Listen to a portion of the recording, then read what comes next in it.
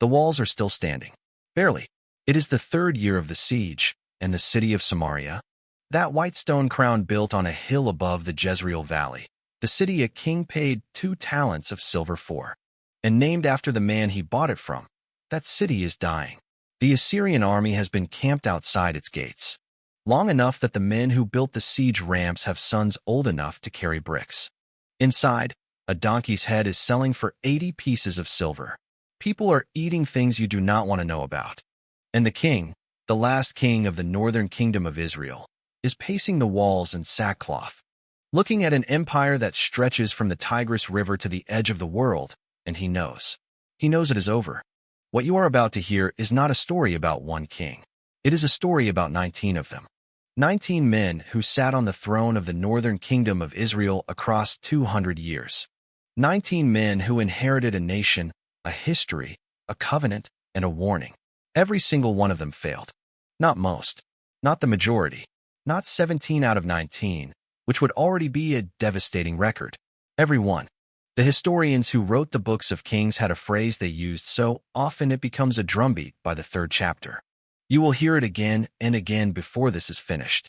And by the time you understand what it means, truly understand it, you will never read these chapters the same way. There is a pattern buried in the wreckage of the northern kingdom. A pattern that passed from hand to hand, like a burning coal for 2 centuries. A pattern that not a single king, not one, not for 1 generation, managed to drop. This is the story of that pattern, and why nobody survived it. But to understand the end, you have to go back to the beginning. Back to a man named Jeroboam. Not the second one. There will be a second one, and we will get to him. But the first. Jeroboam son of Nebat. The man who built the engine that eventually consumed everyone who touched it. The year is around 930 BC. Solomon is dead. His son Rehoboam has just made the worst political miscalculation in Israelite history, threatening to make his people's burden heavier instead of lighter. 10 tribes walk away. They take the north. They take the Galilee, the Jezreel Valley, the Jordan corridor. They take the land and the population and the tax base. And the man they put in charge is Jeroboam, a former official of Solomon's court, a man God himself had spoken to, through a prophet named Ahijah, a man who had been told in plain language, I am giving you 10 tribes. Walk in my ways, as David walked, and I will build you a lasting dynasty. God gave Jeroboam a kingdom. Let that land in your mind for a moment. This was not a man who clawed his way to power in the dark. This was not a palace coup or a lucky assassination. God handed this man a nation and made him a promise. The same kind of promise he made to David, conditional on one thing. One thing. Walk in my ways. Here's what most people miss about what Jeroboam did next. He was afraid. You can read it plainly in 1 Kings chapter 12. Jeroboam said to himself, and the text gives you his interior monologue, which is rare and telling. He said, if these people keep going up to Jerusalem to worship at the temple, their hearts will return to Rehoboam. They will kill me. So Jeroboam made 2 golden calves. He set one in Bethel, in the south of his kingdom. He set one in Dan, in the far north. And he said to the people of Israel, it is too much trouble for you to go up to Jerusalem. Here are your gods, Israel, who brought you up out of Egypt. That sentence, that one sentence echoed for 200 years. The Hebrew word Jeroboam uses, chada, means to sin, yes. But its root meaning is to miss the mark. Like an archer whose arrow flies wide of the target. Jeroboam had the target directly in front of him. God had given him the bow, the arrow, the still air. And he missed, deliberately, because he was afraid of losing power. He built 2 golden calves to protect a throne. And in doing so, he cursed every throne that came after him. Nadab lasted 2 years.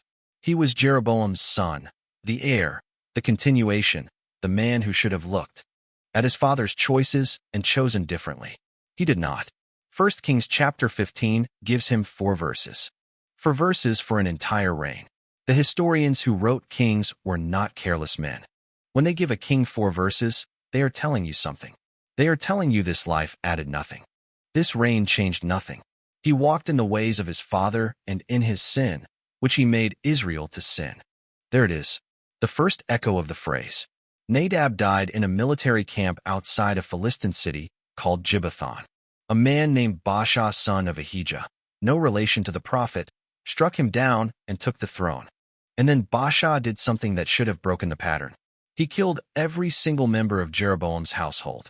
Every son, every grandson, every male relative who might carry the bloodline forward. He wiped the house of Jeroboam off the earth, exactly as a prophet had foretold.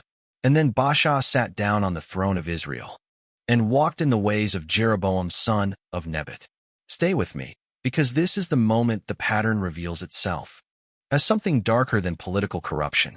Baasha did not grow up under Jeroboam's influence. He was not raised in the palace, shaped by the golden calves, handed the sin like a family inheritance. He came from outside. He destroyed the family that started it all. And he still ended up doing the same thing. The sin of Jeroboam was not genetic. It was gravitational. Once a culture, a political system, a nation builds its identity around a particular compromise. Once the golden calves are part of the landscape, once every priest, and every festival, and every tax collection is organized around a worship system built on fear, the next man who sits in the seat does not choose the sin fresh.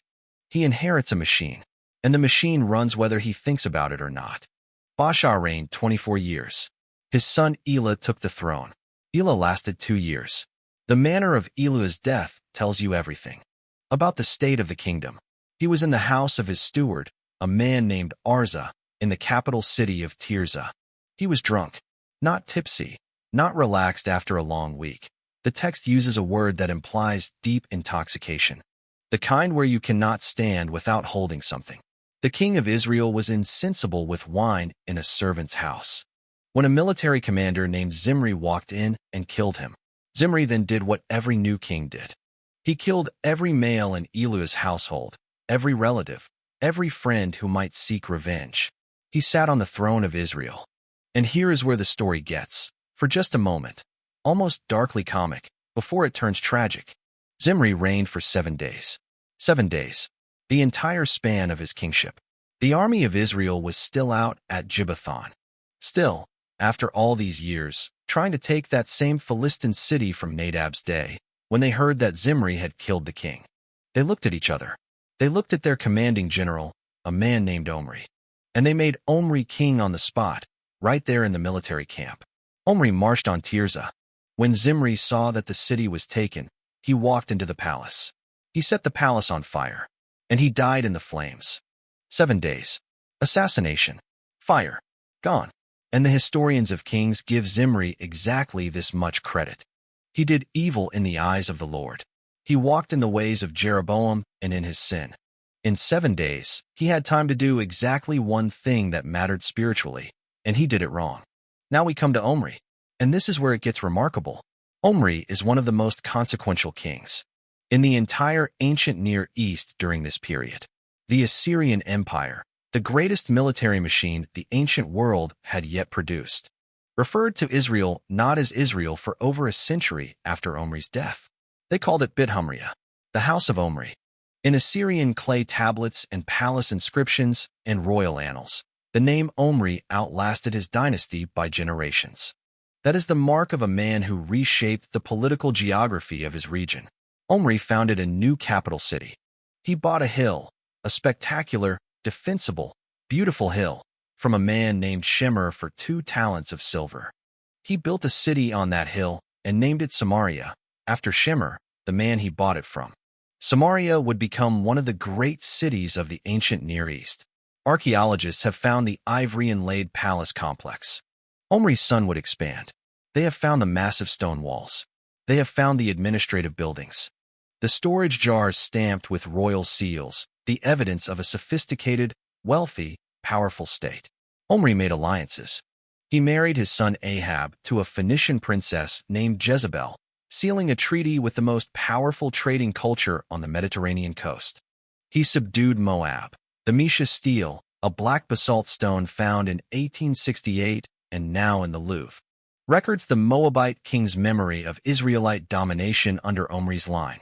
The man was, by every political and military measure, a success. 1 Kings gives him 8 verses. 8 verses, and the summary is not prosperity, not military genius, not the founding of Samaria. The summary is, Omri did evil in the eyes of the Lord and sinned more than all those before him. He walked in all the ways of Jeroboam son of Nebat and in his sins, which he made Israel to commit. The pattern does not care about your geopolitical achievements. The pattern does not care about your palace, or your alliance, or the city you built on a hill that archaeologists will still be digging up 3,000 years later. The pattern has one question, one only, and Omri answered it the same way every man before him had answered it. Ahab son of Omri looked at everything his father built and decided it was not enough. He took the Phoenician alliance his father had arranged and made it personal. He married Jezebel, daughter of Ethbaal, king of the Sidonians. And he did not just tolerate her religion the way a politically savvy husband might. He built her a temple.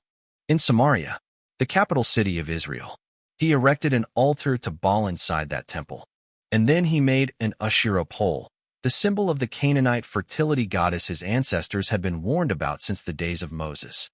1 Kings chapter 16 says that Ahab did more to provoke the Lord God of Israel to anger than all the kings of Israel who were before him. That is a statement that takes a moment to absorb. All the kings before him, Jeroboam with his golden calves, Baasha who wiped out a royal family and repeated the sin anyway, Omri who built an empire and still missed the only thing that mattered. All of them. Ahab outdid them all. But it is not the temple that tells you who Ahab really was. It is a vineyard. There was a man in Jezreel named Naboth. He had a vineyard that sat adjacent to the royal palace. Good land, well-positioned, land that had been in his family for generations. The law of Moses was clear on this. Ancestral land was not simply property to be bought and sold. It was inheritance. It was identity. It was connection to the covenant. Naboth knew this.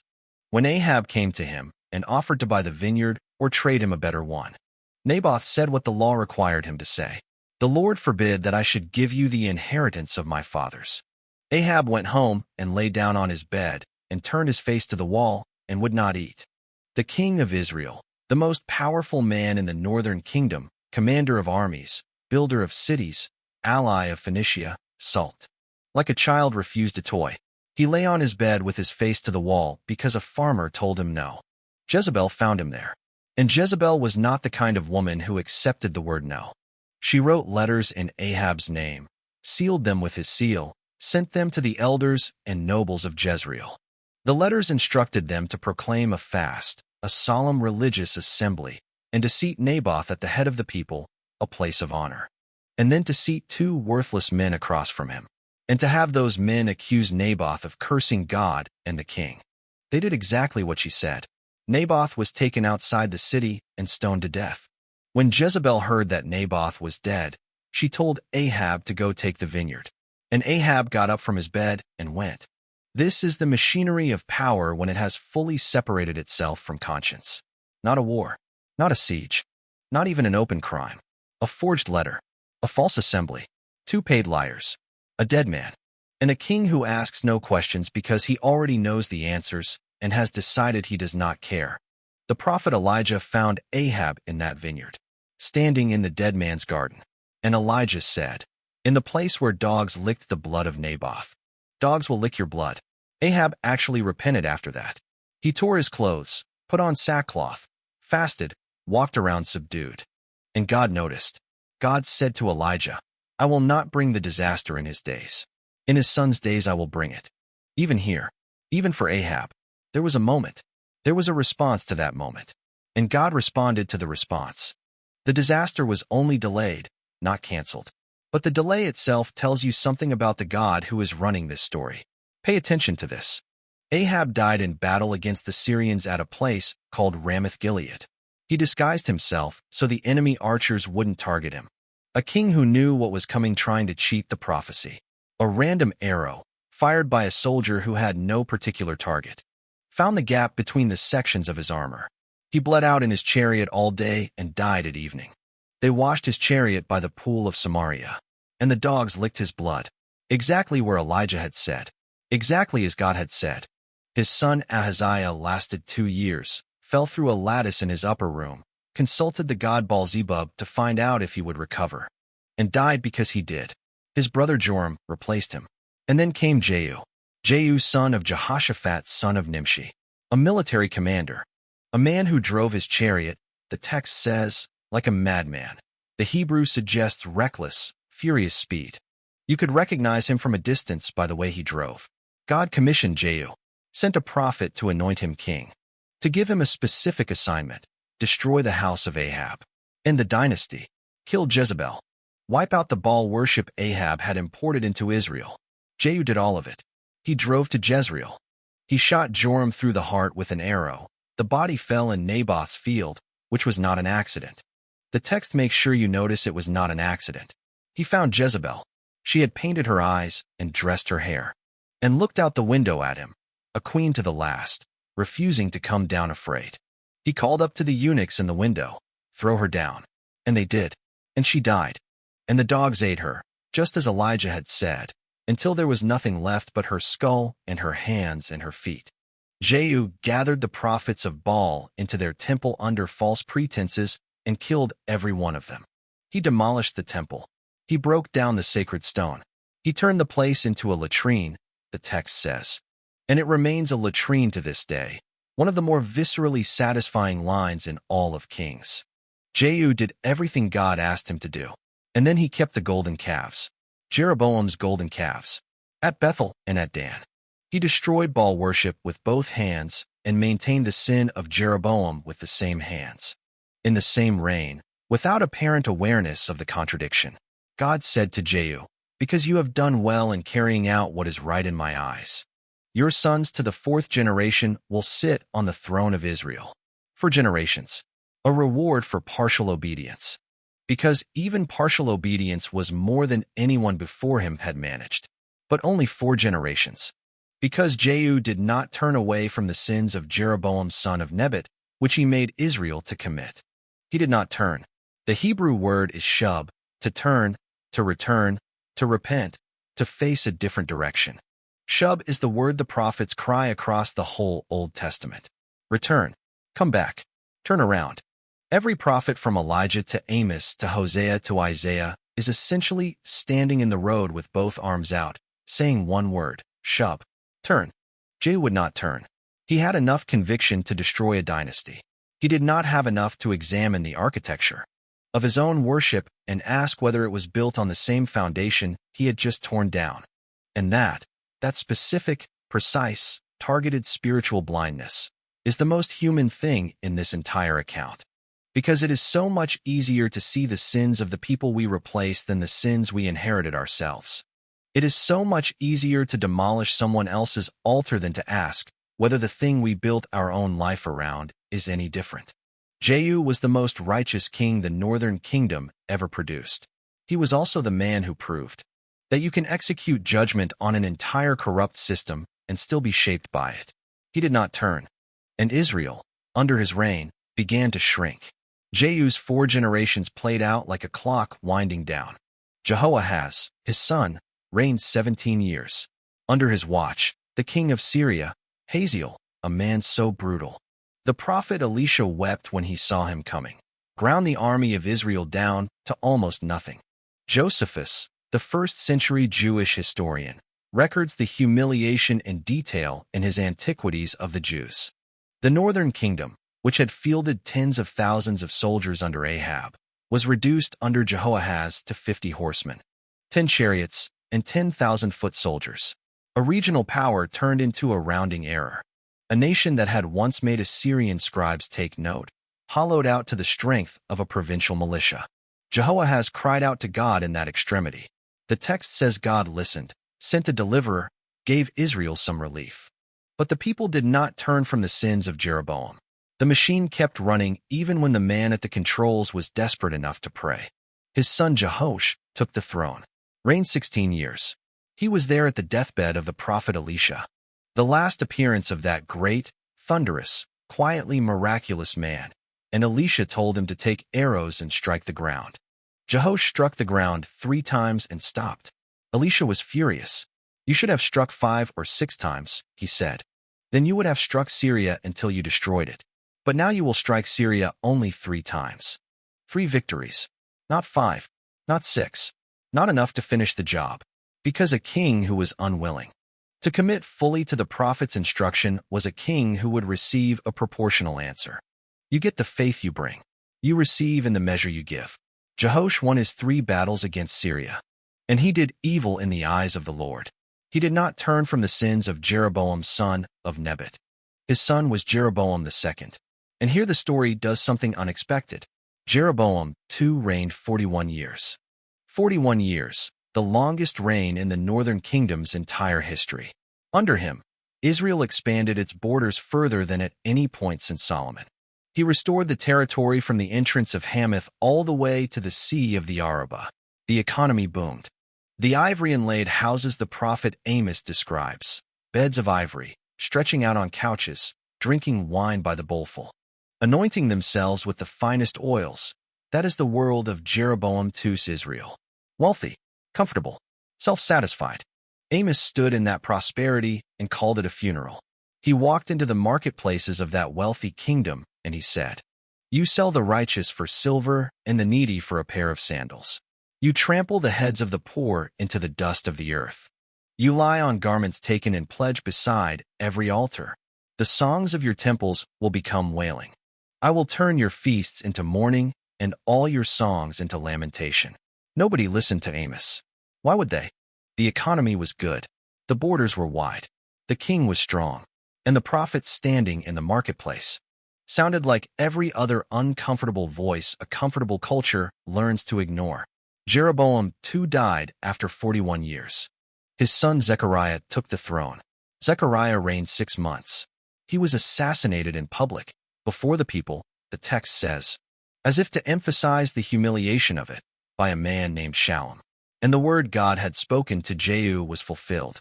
Your sons to the 4th generation will sit on the throne of Israel. Zechariah was the 4th.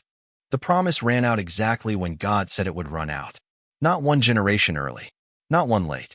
Here's the part nobody tells you about what happens next. Shallum reigned 1 month. 1 month. 30 days on the throne of what had once been the northern half of a united kingdom. And then a man named Menahem son of Gadi came up from Tirzah and killed him. And then Menahem did something so savage that the text records it with the flatness of a crime report, which somehow makes it worse. There was a city called Tifsah whose people would not open their gates to him. So Menahem ripped open every pregnant woman in it. There it is, in the sacred text. No euphemism, no softening.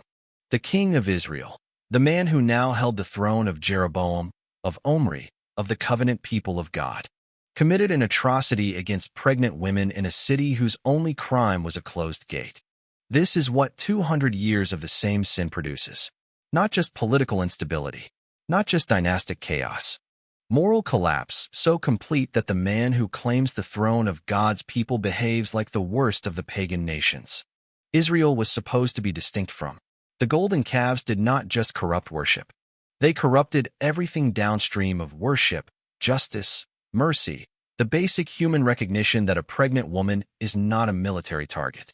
Menahem reigned 10 years, and he solved his Assyrian problem the way a weak king solves every problem. He paid for it.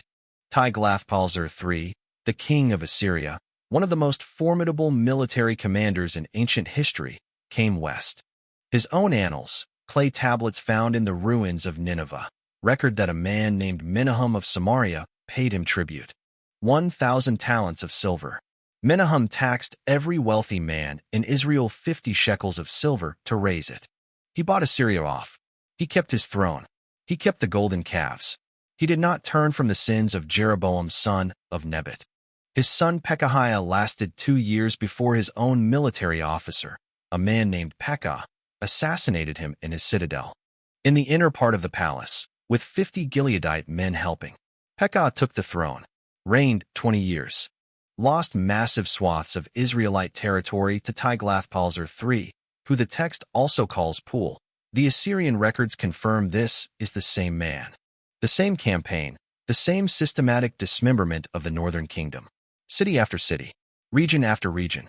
The people of Galilee, of Naphtali, of the Transjordan, deported to Assyria. Gone. The kingdom shrinking like a wound closing inward. Pekah was assassinated by a man named Hoshea son of Elah.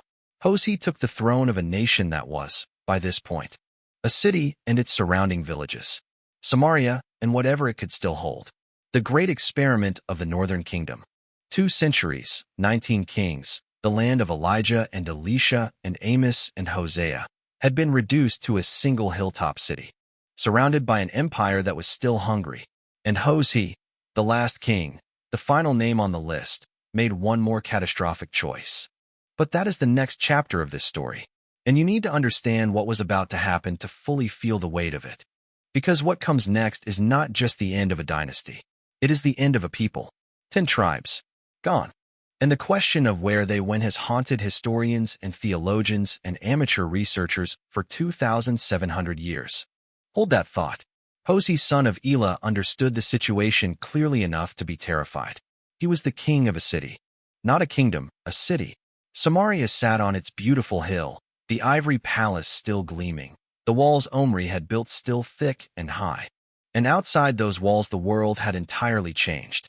Assyria under Shalmaneser V was not the Assyria that Menahem had paid off with silver. It was larger, hungrier, more systematic. The Assyrian Empire in the late 8th century BC did not simply defeat nations, it dissolved them. It took their populations and scattered them across the empire, replacing them with other displaced peoples, erasing the cultural memory that made resistance possible. This was not conquest. This was erasure. Hosea paid tribute to Shalmaneser. For a while, he paid and kept his throne and kept his city the way a man keeps a fire burning. In a house surrounded by water, buying time, watching the level rise. And then Hosea made his move. He sent messengers to Egypt, to a king called So, likely a reference to a pharaoh or a regional commander in the Nile Delta. And he opened secret negotiations, an alliance, military backing, a power large enough to counterbalance Assyria. If Egypt would come, Hosea would stop paying tribute, raise his head, and make a stand. Egypt did not come. Egypt never came. This is the part that the prophet Hosea, preaching in this exact period, to this exact king, in this exact crisis, had already told them. He said, Ephraim is like a dove, silly and without sense, calling to Egypt, going to Assyria. He said, they make a covenant with Assyria, and oil is carried to Egypt. He said, with a devastation that sounds almost gentle, Israel has forgotten his maker. Not abandoned, not rejected, forgotten, the way you forget something that was once central to your life, and has slowly, over years, over decades, over generations, moved to the edges until one day you realize. You have not thought about it in so long you cannot remember what it felt like when it mattered. When Shalmaneser V discovered that Hosea had stopped paying tribute and was negotiating with Egypt, he moved. He arrested Hosea, put him in prison, and then he brought the full weight of the Assyrian military machine against Samaria. The siege lasted 3 years. 3 years. The walls Omri built held. The Assyrian engineers built their siege ramps and Samaria's defenders tore them down. The army camped outside and Samaria held. For 3 years. Which means there were people inside those walls, ordinary people, not kings, not generals, who endured 3 years of siege conditions because the walls were strong enough and they were stubborn enough and perhaps, some of them still believed that the God of Israel would do what he had done at other walls, in other times, for other people who called his name. He did not. And this is not a comfortable sentence to sit with. God did not save Samaria. God had said, through prophet after prophet, decade after decade, turn. Come back. The word is not complicated. The door is not locked. Shub. Return. And 19 kings across 200 years had looked at that open door and chosen the golden calves instead. Every one of them. Without exception. Without a single reign. Not one, not for one generation. Where a man sat on the throne of the northern kingdom and said, enough. We are turning around. In 722 BC, the walls came down. Shalmaneser V died during the siege. The Assyrian records are slightly ambiguous on the exact timing, and it was Sargon II who completed it. Sargon II was not a modest man. His own annals, discovered in the ruins of his palace at Khorsabad in northern Iraq, record the victory in the language of a man who wanted the universe to know what he had done. He writes, and these are his words, carved in stone, 3,000 years old, that he besieged and conquered Samaria. that he carried away 27,290 people as prisoners, that he settled them in Assyria and in the cities of the Medes, and that he brought people from other conquered lands and settled them in Samaria in their place. 27,290 people. Not a round number, not an approximation, a specific count. The kind of number a bureaucratic empire records when it is processing human beings like inventory. 27,290 men, women, children, elders, farmers, priests, merchants, the descendants of the tribes of the northern kingdom, loaded onto roads heading east, into an empire they had never seen, to cities whose names they could not pronounce, to a life so completely severed from everything they had known that within a generation or two, they were simply gone, absorbed, dispersed. The 10 tribes of the northern kingdom vanished into history so completely that people are still arguing about where they went. Josephus writes about the fall of Samaria in his Antiquities of the Jews with the particular grief of a man who understood what national erasure meant. He records the deportation, the resettlement, the end of the kingdom. He writes it as a historian, with dates and names and causes. But underneath the historian's precision, you can feel the weight of what he is describing. A people who had stood at Sinai, who had crossed the Jordan, who had buried their dead in the soil of the promised land for 500 years. Gone. Now, the open loop. I told you at the beginning that there was a phrase written again and again in the books of Kings. So often it becomes a drumbeat, a verdict, a liturgy of failure. You have been hearing fragments of it throughout this account. Now hear it whole. He did not turn from the sins of Jeroboam son of Nebat, who made Israel to sin. That phrase, in its various forms, appears 18 times. Across the books of 1st and 2nd Kings. 18 times. This is not repetition for lack of imagination. The writers of Kings were among the most precise literary craftsmen in the ancient world. They repeated that phrase 18 times because they wanted you to feel it. They wanted you to arrive at the fall of Samaria. Already exhausted by the repetition, already worn down by the weight of the same verdict, the same choice, the same refusal, king after king after king, so that when the walls finally came down you did not feel surprise. You felt inevitability. This is not a story that ends with a twist. It ends with the only ending it was ever going to have. Not because God forced it, not because the kings had no choice, but because 19 consecutive men, each with his own moment, each standing at his own crossroads, each hearing in some form the same call, return, shub, turn around, chose the same door. And the door they chose led here. The Hebrew word for king is melech. It shares its root with the word for counsel, for the one who gives direction to a people. A melech was not just a ruler. He was an orientation. He pointed the nation somewhere. And all 19 of the melech of the northern kingdom pointed the same direction, away from the God who had given them the land, the covenant, the promise, the open door, and toward the golden calves that Jeroboam had built in fear. On the day he decided that his throne mattered more than his God. This is not a story about ancient Israel. This is a story about what happens when the people who are supposed to point others toward truth spend 200 years pointing somewhere else. It is a story about the momentum of inherited compromise.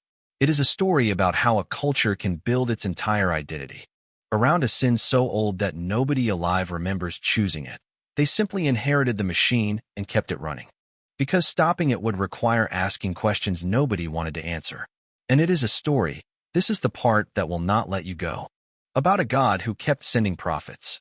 After Jeroboam's calves, God sent Ahijah. After Ahab's Baal temple, God sent Elijah. Into the prosperity of Jeroboam too, God sent Amos. Into the final years, God sent Hosea, a man whose personal life became a living parable of God's grief. Married to a woman who kept leaving, kept returning, kept leaving again, because God wanted Hosea to feel in his own cheese what it felt like to love someone who would not stay. God did not abandon Israel before Israel abandoned God. This is not a story about a God who gave up easily. This is a story about a God who sent 18 prophetic warnings before he sent one army, who counted to 19 before he stopped counting, whose patience is not the patience of indifference, the patience of someone who has stopped caring, but the patience of someone who has not stopped hoping all the way to the last possible moment that someone will turn. That someone will shub. That this king, this one, this time, will be different. So what do you do with all of this?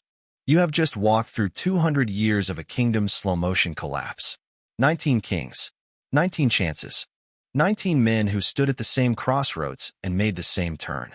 You have seen a man build golden calves out of fear, and watched that fear calcify into a curse that outlasted his dynasty by 2 centuries.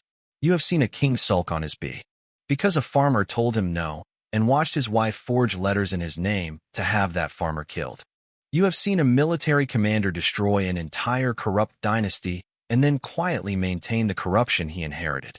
You have seen a month-long reign and a 7-day reign and an empire that called a country by a dead king's name long after the dynasty was gone. And now Samaria is rubble, and 27,290 people are walking east on roads they never chose. Here is what this account will not let you leave without. The first thing, patterns outlive the people who start them. Jeroboam, son of Nebat, has been dead for 200 years by the time Samaria falls. He never met Hosea. He never met Menahem. He never met Zechariah or Shallum or Pekah, but every single one of them lived inside the world he built.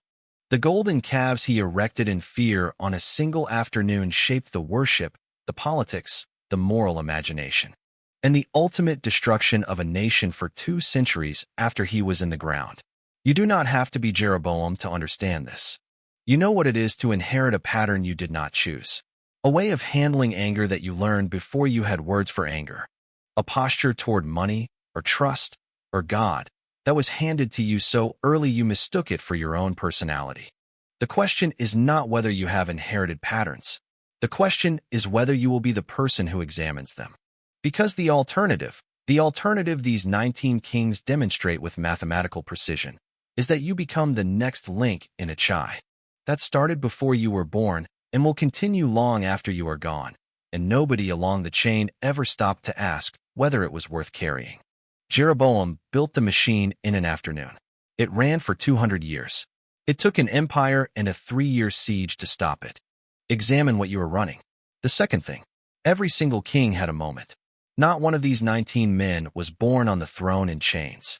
Every one of them came to power with the possibility of being different. Jehu came closer than anyone, destroyed the Baal temple, executed the corrupt dynasty, did everything God asked, and still could not bring himself to touch the golden calves.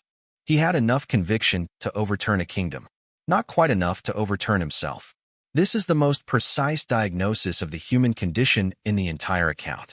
It is so much easier to identify the corruption in the system you are replacing than the corruption in the system you are perpetuating. It is so much easier to tear down someone else's altar than to examine whether what you built your own life on is any different. Jehu is not a villain. He is something more uncomfortable than a villain. He is a man of genuine conviction and real courage, and authentic obedience, right up to the edge of the thing that would have cost him something personal. And there he stopped. You know where your edge is. You know the thing you have been willing to do, the changes you have made, the growth that is real, the genuine turning that has happened in your life, and you know the thing just past it, the one room you have not opened, the one question you have not asked, the one golden calf you have kept because dismantling it would require admitting something you are not ready to admit. Every king had a moment. Every king chose, and the choice was never made in a throne room during a grand ceremony with trumpets. It was made quietly, in the ordinary days, in the maintenance of a thing that was already there, in the decision not to ask whether it should be. The third thing, and this is the one that should stay with you longest, God's patience is not God's indifference. 18 times, the historians of kings recorded the same verdict. He did not turn from the sins of Jeroboam, son of Nebat. 18 times, and between every one of those verdicts, in the gaps, in the reigns, in the decades between the judgments, God sent someone, a prophet, a word, a burning man in the wilderness calling down fire, or a quiet voice after the fire, or a man weeping in a marketplace over wine and ivory and injustice, or a husband taking back a wife who had left him again. Because God needed someone to feel in their own body what it cost him to keep loving a people who kept leaving. God sent Elijah. God sent Elisha. God sent Amos. God sent Hosea. He did not send the Assyrians first. He sent the prophets first. He sent them into the reigns of bad kings and indifferent kings and violent kings and prosperous kings who didn't think they needed anyone. He sent them knowing most of them would be ignored. He sent them anyway. This is not the behavior of a God who has stopped caring. This is not the patience of someone waiting for the clock to run out so he can finally do what he wanted to do all along. This is the patience of someone who is still, even now, even at the 19th king, even with the Assyrian army already sharpening its siege equipment, still hoping, still sending, still saying the same word he has always said. Shub, turn around, come back. The northern kingdom did not turn, and it was not because the invitation was not extended. It was not because the door was not open. It was not because God ran out of patience before they ran out of kings. It was because 19 men, one after another, in their ordinary days and their quiet choices, and their careful maintenance of the thing that was already there, decided that the golden calves were close enough. They were not close enough. They were never close enough. And somewhere, in the rubble of Samaria, in the long road east into exile, in the Assyrian clay tablets that recorded 27,290 names as inventory, somewhere in all of that, there is a question addressed directly to you, not to ancient Israel, not to the northern kingdom, not to the 19 kings who are safely dead and safely historical and safely far away from your life. To you, what are you maintaining that you did not choose? What are you keeping because dismantling it would require a question you are not ready to answer? And what would it cost you, really cost you, to shub, to turn around, to face the direction you have been avoiding? The northern kingdom had 200 years and never found out. You still have time.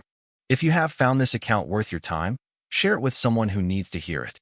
And if these stories move you, the kings, the prophets, the pattern that nobody survived, there is more where this came from. Subscribe, and we will keep going. Because the Bible is deeper than you think, and it is more relevant than it has any right to be. This is not a story about then. It never was.